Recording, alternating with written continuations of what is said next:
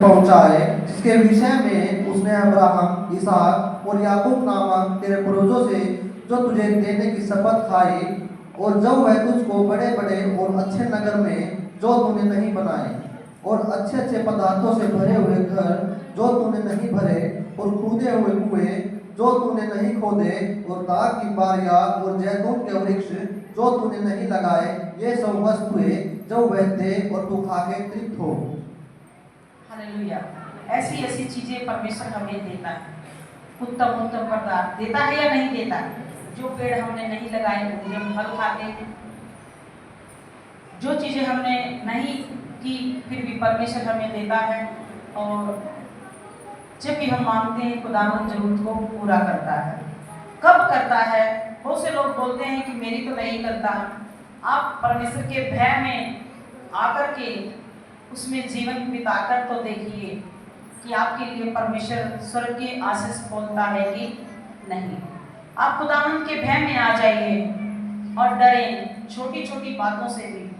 आपको अगवा देखने के लिए नहीं आता कि आपके अंदर भय है या नहीं है, लेकिन आप कोई भी काम करें। जब एक बच्चा स्कूल जाता है, सीधा जाता सीधा आता है, उसे मालूम है मेरा पापा मुझे मारेगा यदि मैं सीधा घर पर नहीं गया तो यदि उसके अंदर भय है तो वो सही रहेगा, यदि भय नहीं है तो वो बिल्कुल भी सही नहीं रहेगा।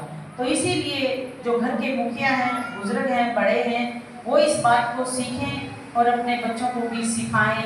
खुदावंद का कलाम कहता है जब तुम भय में रहोगे तो मैं तुझे ऐसे ऐसे फूल खाने के लिए दूंगा, ऐसी ऐसी चीजें मैं तुझे दूंगा, और वो महान परमेश्वर है और वो बड़े बड़े काम करने वाला परमेश्वर है और अद्भुत काम करने वाला परमेश्वर है। आगे आगे तब सावधान रहना, कहीं ऐसा न हो कि तू यहोवा के भय को भूल जाए और तू दुर्दास्ताओं के घर अर्थात मिस्र देश से निकाल लाया है।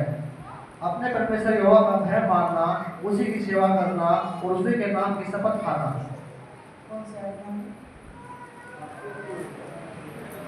हाँ, ऐसा ना हो कि जब तेरे ऊपर आशीष आ जाए तू ब्लेस हो जाए और उस परमेश्वर को भूल जाए।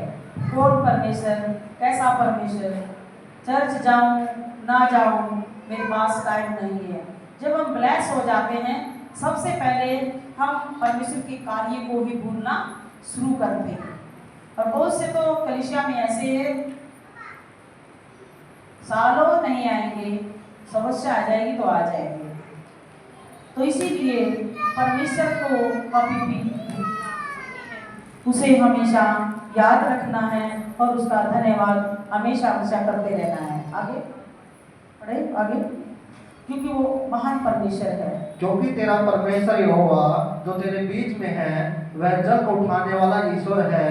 कहीं ऐसा न हो कि तेरे परमेश्वर यहोवा को तुझ पर भड़के और वह तुझको पृथ्वी पर से नष्ट कर डाले। हाँ, क्योंकि तेरा यहोवा परमेश्वर जो तेरे बीच में है वह जलन उठाने वाला ईश्वर है। पता है ईश्वर को क्रोध कितना आता है जब एक व्यक्ति सुधरता नहीं, उसका भय नहीं मानता, उससे डरता नहीं है। बाइबल स्पष्ट लिखा है यहाँ पर कि वो जलन रखने वाला उठाने वाला परमेश्वर है, बहुत क्रोधित होता है। आज जगह जगह बाढ़ें आ रही हैं, लोग नाश हो रहे हैं, क्या है? परमेश्वर का क्रोध भड़क रहा है कि मनुष्य को मैंने इसलिए बनाया कि वो मेरी संगति में रहें, मेरे गुणों का अनुवाद करें, लेकिन मनुष्य क्या कर रहा है? क्या परमेश्वर के वचन के अनुसार उसका भय मान रहा है? बिल्कुल भी नहीं मान रहा है। आगे, और तुम पर जो पृथ्वी पर है नष्ट कर डाले। ऐसा ना हो कि उसकी इतना गुस्सा आ जाए और वो तुम्हें पृथ्वी पर से भी नष्ट कर डाले। खुदावंद का भय होना बहुत जरूरी है। आगे, तुम अपने परमेश्वर यहोवा की परीक्षा न करना, जैसे कि तुमने मसा में उनकी परीक्षा की थी। अपने परमेश्वर यहोवा की आज्ञाओं, चेतावनियों और विधियों को जो तुझको दी है सावधानी से मानना। हाँ, तू अपने यहोवा परमेश्वर की परीक्षा न करना। कहाँ पर परीक्षा की थी इजराइल ने? जंगल में जाकर के बोले हम तो मन्ना खाएंगे, हम तो वही ठीक थे, हम तो पहले से ही अच्छे थे, हमें तो मन्ना चाहिए। तू क्या हमें मूसा को बोलने लगे, क्या हमें तू यहाँ में मारने के लिए लाया है? क्या वहाँ कब्र नहीं थी? हमें तो मन्ना चाहिए, हमें मन्ना चाहिए। मन्ना खिला दिया। परमेश्वर ने, मूसा ने प्रार्थना की, परमेश्वर ने मन्ना बरसाया और उसके बाद झट सारे कामों को भूल गए। परमेश्वर ने समुद्र को 2 भाग बनाया, वो भी भूल गए। परमेश्वर ने चट्टान से पानी पिलाया, वो भी भूल गए। सारे कामों को वो क्या करते थे, साथ के साथ भूल जाते थे। मन्ना खाने के बाद बोले हमें पानी चाहिए, पानी चाहिए, पानी चाहिए। मूसा ने फिर परमेश्वर को दुहाई दी, चट्टान में छड़ी को मारा, उससे पानी निकल आया और पी के फिर चिल्लाने लगे। आज का मसीह जीवन यही हो रहा है। प्रार्थना का उत्तर मिलता है या नहीं मिलता? और फिर थोड़े समय बाद खुश रहते हैं और फिर भूल जाते हैं। फिर कोई समस्या आती है और उसका उत्तर मिलने में अगर थोड़ा सा समय हो गया तो फिर गुड़गुड़ाने लग जाते हैं। आज का मसीह जीवन ये जीवन है। परमेश्वर का डर अंदर नहीं है। उन आशीषों को देखिए, उस जीवन को देखिए कि परमेश्वर ने किस प्रकार से मुझे मृत्यु से बचाया, मेरे बच्चों को एक्सीडेंट से बचाया, मुझे नया जीवन दिया। मैं पहले कैसा जीवन अब नहीं जीता। कोई समय था जब मैं हर चीज के लिए तरसता था, आज का समय है जो मुझे परमेश्वर उत्तम चीजें खिलाता है और मेरी रक्षा करता है और पहले से भी बढ़कर मैं आशीषित हूँ। हालेलुया।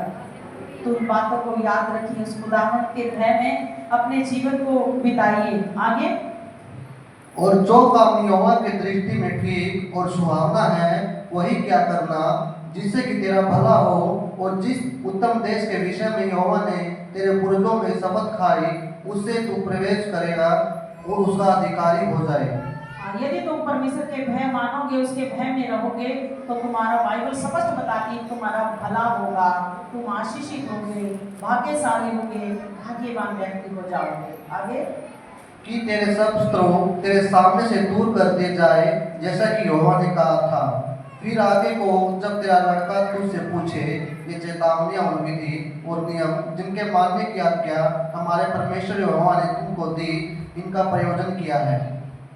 अगर तुम्हारे बच्चे पूछे तो बच्चों को भी ये बताना है, पापा ऐसा क्यों कर रहे हैं, तो बताना है कि हम परमेश्वर को मानते हैं, हम प्रार्थना करते हैं, उस परमेश्वर का हम भय मानते हैं और ये सारी आशीषें परमेश्वर की हैं और आज से तू भी इस चीज को मानना है। सिखाएं अपने बच्चों को। आगे 24 तक। जब अपने लड़के से कहना, जब हम मिस्र में फिरौन के दास थे तब यहोवा बलवन्त हाथ में से हमको मिस्र से निकाल ले आया और यहोवा ने हमारे देखते मिस्र में फिरौन और उसके सारे घराने को दुख देने वाले बड़े बड़े चिन्ह और चमत्कार दिखाए और हमको वहाँ से निकाल लाया, इसलिए कि हमें इस देश में पहुंचाकर जिसके विषय में उसने हमारे पूर्वजों से शपथ खाई थी, इसको हमें सौंप दे। और यहोवा ने हमें ये सब विधियाँ पालन करने की आज्ञा दी, इसलिए कि हम अपने परमेश्वर यहोवा का भय माने और इस रीति से हमारा भला हो और हम को जीवित रखे जैसा आज के दिन है। इन सारी बातों को उसने अपने बच्चों को भी बताया कि परमेश्वर ने हमें ऐसे ऐसे बचाया है, ऐसे ऐसे परमेश्वर ने मेरे जीवन में काम किए हैं, इसीलिए हम सबका भला होगा और तुम भी खुदावंद को धन्यवाद देते रहेंगे। और इसी को हम देखेंगे 24 साल। और यहोवा ने हमसे ये सब विधियां पालन करने की आज्ञा दी, इसलिए कि हम अपने परमेश्वर यहोवा का भय मानने और इसी रीति से सदैव हमारा भला हो और वह हमको जीवित रखे, ऐसा कि आज के दिन है। हालेलुया। परमेश्वर का भय माने ताकि हम जीवित रहें, जैसा आज के दिन आप सुरक्षित हैं, आगे भी आप सुरक्षित रहें। इसी की 8:6 को हम देखेंगे। 8:6। इसलिए अपने परमेश्वर यहोवा की आज्ञाओं का पालन करते हुए उसके मार्गों पर चलना और उसका भय मानते रहना। हाँ, उसके मार्गों पर चलना और उसका भय मानते रहना। कईयों को ये परमेश्वर की आज्ञा बहुत कठिन लगती है और कईयों को इतनी आसान लगती है कि बिल्कुल कुछ भी आज्ञा नहीं है। और कठिन किस व्यक्ति को लगती है? जिनका जीवन पाप में है, जिनका जीवन बुराई में है, उस व्यक्ति को ये आज्ञा जो है बहुत कठिन लगती है, मुश्किल लगती है। इसी का 31 का हम 12 और देखेंगे। 31 का 12।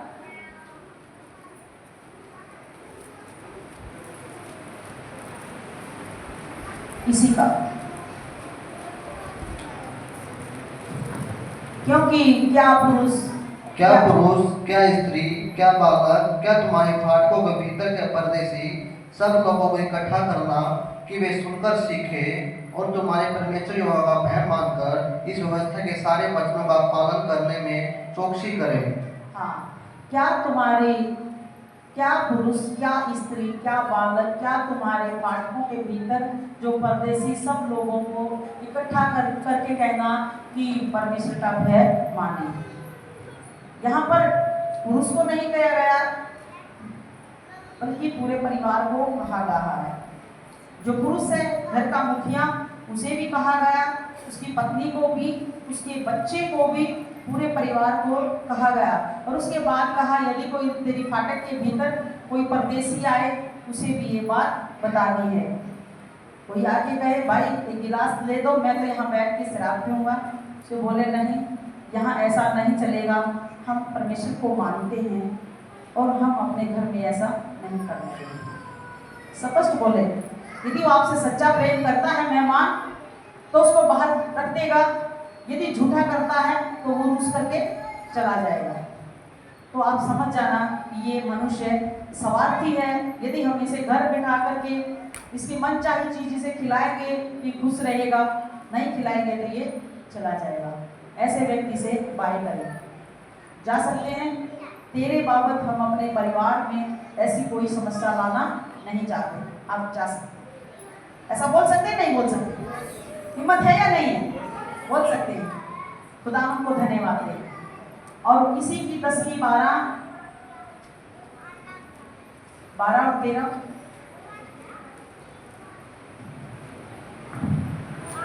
अब हे इस्राएल, तेरा परमेश्वर यहोवा तुझसे इसके सिवाय और क्या चाहता है कि तू अपने परमेश्वर यहोवा का भय माने और उसके सारे मार्गों पर चले, उससे प्रेम रखे और अपने पूरे मन और पूरे प्राण से उसकी सेवा करे और यहोवा की जो जो आज्ञा है और विधि आज मैं तुझे सुनाता हूँ उसको ग्रहण करे, जिससे तेरा भला हो।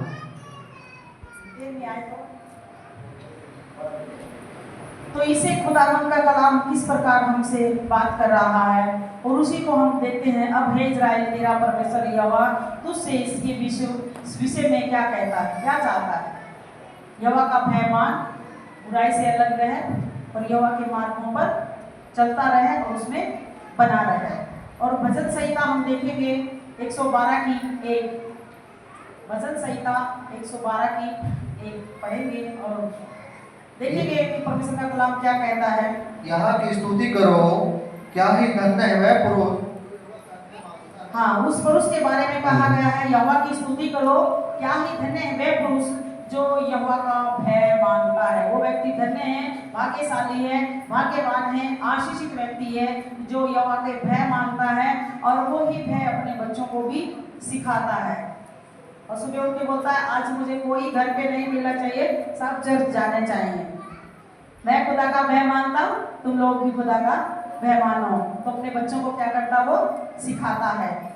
इसी का भजन संहिता 119 का 63 हम पढ़ेंगे। 119 का 63 भजन संहिता।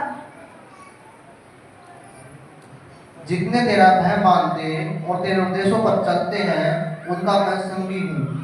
हाँ, खुदावंद का कलाम स्पष्ट कहता है, जो परमेश्वर का भय मानते हैं और जो परमेश्वर के वचन के अनुसार चलते हैं, मैं उनका संगी हूँ। यानी मैं उनके साथ रहूंगा। जब वो संकट में फंस जाएंगे मैं उन्हें निकाल लूंगा। कई लोग गवाही देते हैं एक्सीडेंट की, मैं उन्हें बचा लूंगा। तो किस प्रकार से परमेश्वर का जब भय होता है तो बुराई से मनुष्य बच जाता है। यदि परमेश्वर का भय नहीं है तो मनुष्य बुराई से नहीं बचता है। हालेलुया। तो आगे एक और नीति वचन 16 की 6, नीति वचन 16 की 6 पढ़े।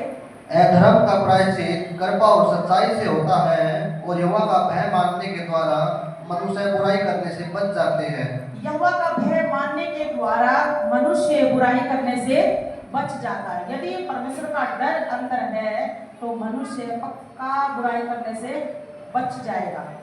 अपने अगुवे से बात करेगा, उसकी सलाह देगा, उसे बोलेगा कि मेरे लिए प्रार्थना कर और मैं यहोवा का भय मानता हूँ और कोई भी पाप, कोई बुराई मुझे ना छूने पाए। और हर वक्त खुदावंद को धन्यवाद है। रीति वचन की 8:13।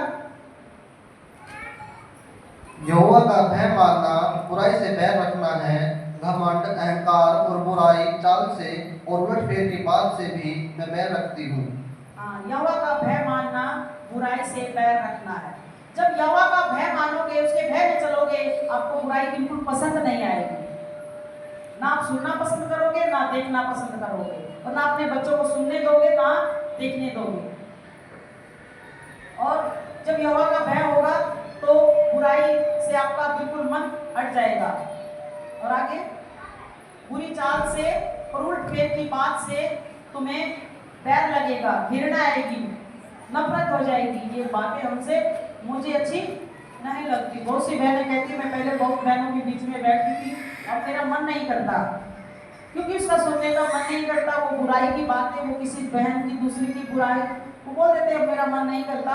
इससे अच्छा तुम्हें वचन को पढ़ो और प्रभु के साथ आनंदित रहो। सबोपदेशक 12:13। सबोपदेशक 12:13 पढ़े प्रभु से।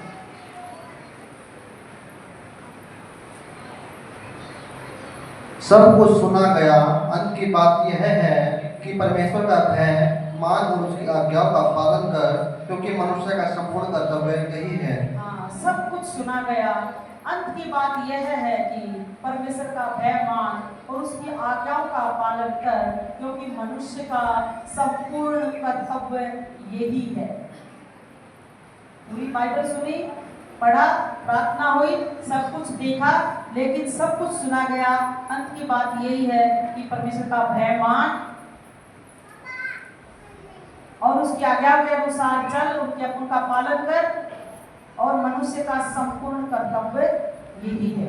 जब परमेश्वर का भय मानते हैं तो हम बड़ी आशीषों को प्राप्त कर लेते हैं। भजन संहिता 36:4। तो खुदावंद के भय में इतनी बहुत सी आशीषें जो हैं वो। दुष्ट जन का अपराध मेरे हृदय के भीतर यह कहता है कि परमेश्वर का भय उसकी दृष्टि में नहीं है। वह अपने अधर्म को प्रकट होने और घृणित ठहरने का विषय है और अपने मन की चिकनी चुपड़ी बातें विचारता है। उसकी बातें अनर्थ और छल की है। उसने बुद्धि और भलाई के काम करने हाथ खींचता है। वह अपने बिछौने पर पड़े पड़े अनर्थ की बात कल्पना करता है। वह अपने कुमार पर दृढ़ता से बना रहता है, बुराई में है हाथ नहीं खींचता। आमीन। हम देखते हैं दुष्ट जन अपराध मेरे हृदय के भीतर यह कहता है। दुष्ट व्यक्ति क्या कहता है? कोई परमेश्वर नहीं। क्या है परमेश्वर का भय? कुछ नहीं, ये लोग पागल है, जो करना है करो, बाद में हम चले जाएंगे, मस्ती में जीवन जियो। मूर्ख ये कहता है कोई परमेश्वर नहीं है, कुछ नहीं है, ये सृष्टि ऐसे ही है, ऐसे ही आई, ऐसे चली जाएगी, कोई भय नहीं है। मूर्ख जन कहता है वो अपने अधर्म के संकट में होने से घृणा करने के विषय में अपने मन में चिकनी चुपड़ी बातें विचारता है और उसकी बातें अनर्थ और छल की हैं और अपने बुद्धि और भलाई के काम करने से हाथ रोकता है। ना तो वो मूर्ख जन ना तो परमेश्वर का भय मानता है, ना वो कोई बुरे काम करने से हटता है, ना भले काम करने में उसके हाथ जाते हैं, ना वो खुद जाता है, ना वो कोई भलाई करता है। वो कहता है कोई परमेश्वर नहीं। मूर्ख जन ऐसा कहता है कि कोई परमेश्वर नहीं, कोई डर नहीं। कह सकते हैं नहीं? आप कहेंगे कोई परमेश्वर नहीं कह सकते। मुझे मालूम कि आप परमेश्वर का भय मानने वाले हैं। और हम आगे देखेंगे लूका रचित सुसमाचार 1:50।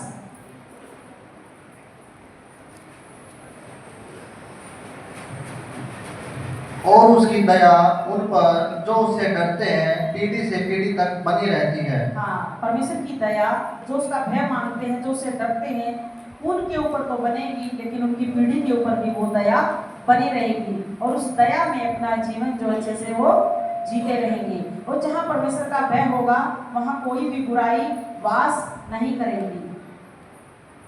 कभी बाइबल बताती है अंधकार का और ज्योति का मेल नहीं है। जहाँ खुदावंद का भय नहीं, या तो वहाँ परमेश्वर नहीं, जहाँ भय है वहाँ परमेश्वर है। तो इसीलिए परमेश्वर के भय में, उसके डर में बने रहें और परमेश्वर को धन्यवाद है। प्रकाशित वाक्य 14 की 6 से 7 हम देखेंगे, लास्ट अध्याय।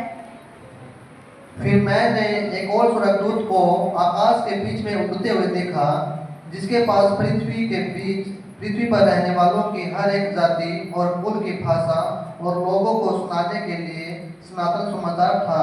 उसने बड़े शब्द से कहा, परमेश्वर से डरो और उसकी महिमा करो, क्योंकि उसके न्याय करने का समय आ पहुंचा है। और उसका भजन करो, जिसने स्वर्ग, पृथ्वी और समुद्र और जल के सोते बनाए। हालेलुया। कितनी अच्छी बात है कि प्रकाशित वाक्य 14 की 6 में देखते हैं, फिर मैंने एक और स्वर्गदूत को आकाश के बीच में से उड़ते हुए देखा।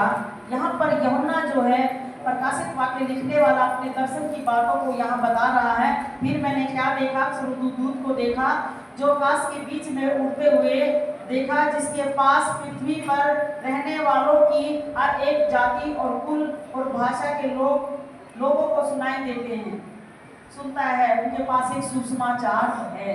आप लोगों के पास सुसमाचार है परमेश्वर का सुनाने के लिए। आप सुनाइए, बेधड़क होकर सुनाइए, डरना नहीं है। खुल करके आप उसका सुसमाचार सुना सकते हैं कि अंत का समय है। अंत के समय में मालूम क्या होगा? चुने हुए लोग भी भरमाए जाएंगे और मिट्टी की और पत्थर की मूर्तियां जो हैं वो बोलने लगेंगी, और जिनका विश्वास कमजोर है वो जब वो मूर्ति बोलेंगी उनके सामने ही मुद्दे पड़ जाएंगे, उन्हीं की बात को सुनना पसंद करेंगे। जो कलाम को पढ़ते हैं, उसका भय मानते हैं, जिनका विश्वास दृढ़ है, वो कभी भी उन मूर्तियों पर विश्वास नहीं करेंगे। तो आपका विश्वास कैसा होना चाहिए? इस आयत को हम दोबारा पढ़ेंगे।